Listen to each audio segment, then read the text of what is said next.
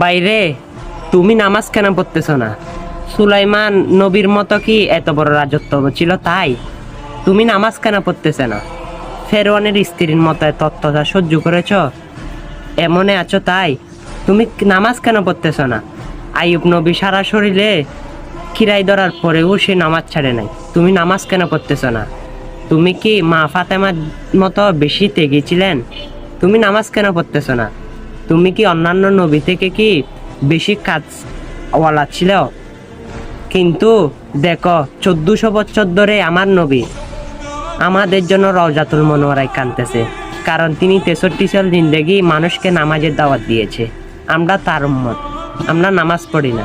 আরে ভাই, নামাজ তো বেহেশতের চাবি। আপনার এই কিছু সময় দুনিয়া পর্যন্ত, আর নামাজ আল্লাহর জান্নাত পর্যন্ত।